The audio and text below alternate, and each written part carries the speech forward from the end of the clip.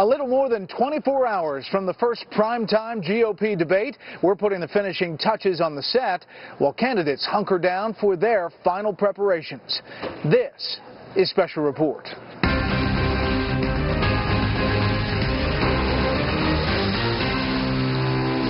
Good evening, I'm Brett Baer. We're coming to you live tonight from Cleveland, site of tomorrow's first pair of debates in the 2016 presidential race. We're inside Quicken Loans Arena. Right behind me, you can see the stage where the candidates will be. The undercard, featuring candidates outside the top 10, begins at 5 Eastern. The main event, with Donald Trump leading the way, begins at 8:50 p.m. Chief Political Correspondent Carl Cameron is here in Cleveland as well tonight and tells us about a new, kinder, gentler Trump. The GOP debaters are arriving in Cleveland and holding campaign events ahead of tomorrow's debate. I came in early today trying to convince LeBron James to come back to Miami. Just wanted you to know. Having shot to the top of the polls after calling his rivals, among other things, weak, incompetent losers, GOP front-running billionaire Donald Trump now hopes they'll be civil in tomorrow's debate. I'm not looking to hurt anybody. I'm not looking to embarrass anybody. If I have to bring up deficiencies, I'll bring up deficiencies. But certainly I'm not looking to do that. Donald Trump has the most to lose because he's the front runner. If hearing that irks the number 2 in the polls, Jeb Bush is trying not to show it. He's battling another unforced error during the Southern Baptist Convention. As part of the social conservative push to defund Planned Parenthood for selling body parts from aborted fetuses, Bush questioned yesterday whether the organization's entire $500 million federal funding for women's health care might be better used by others. You could take dollar for dollar, although I'm not sure we need $500 million for women's health issues. But if you took dollar for dollar, there are many extraordinarily fine organizations, community health organizations that exist, federally sponsored community health organizations to provide quality care for women on a wide variety of health issues. Hillary Clinton seized only on the words, "I'm not sure we need $500 million for women's health issues," and pounced, tweeting, "Jeb Bush, you're absolutely unequivocally wrong." Bush quickly released a clarifying statement saying, quote, "I believe there are countless community health centers, rural clinics, and other women's health organizations that need to be fully funded. They provide critical services to all, but particularly low-income women who don't have the access they need." A short while later, the initial statement was described as an inadvertently sent draft, and the words, "I misspoke," were added. Clinton zeroed in. He's got no problem giving billions of dollars away to super wealthy and powerful corporations, but I guess women's health just isn't a priority for him. The 2016 race is really beginning to heat up, and now comes a federal campaign fraud investigation from the 2012 campaign of then Texas Congressman Ron Paul, the father of the current Kentucky Republican senator who will be on the debate stage last night. 3 former Ron Paul staffers were indicted today on federal campaign fraud charges. One of them is named Jesse Benton. He is now running the super PAC supporting Kentucky Senator Rand Paul.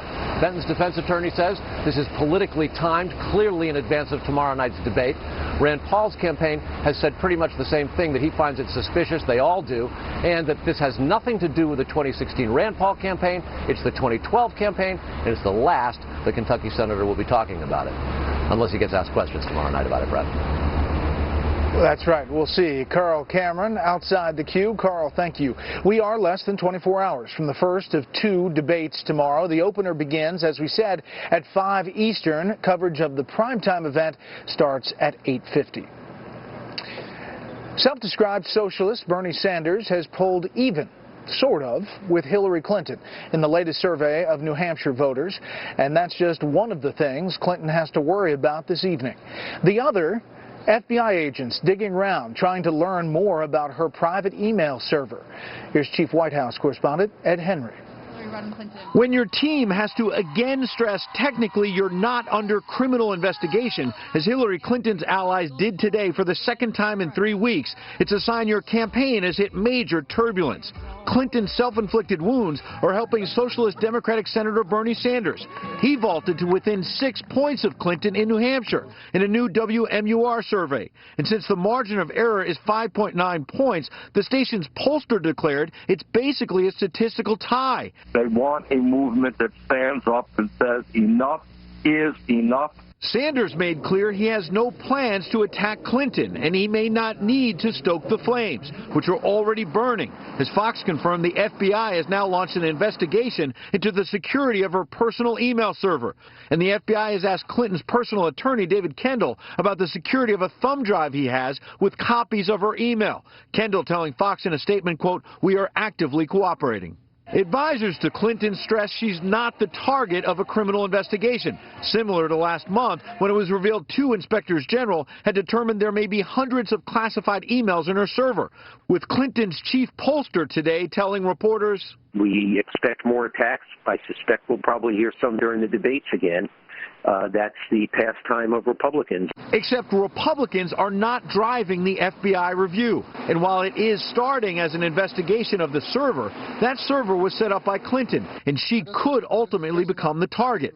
At the least, Clinton will face political fallout from promises she made at her March news conference that turned out to not be true. The system we used was set up for President Clinton's office, and it had numerous safeguards.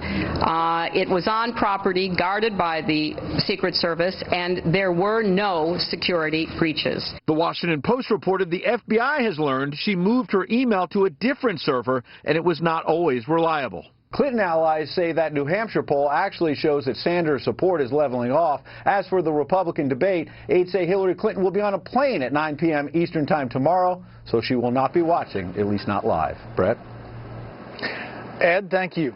Officials in Nashville are tonight trying to figure out why a man with a gun and a hatchet went into a suburban movie theater and apparently did not open fire, at least at moviegoers. The man was killed by police. Senior correspondent Rick Leventhal is trying to piece things together for us tonight. Hi, Rick.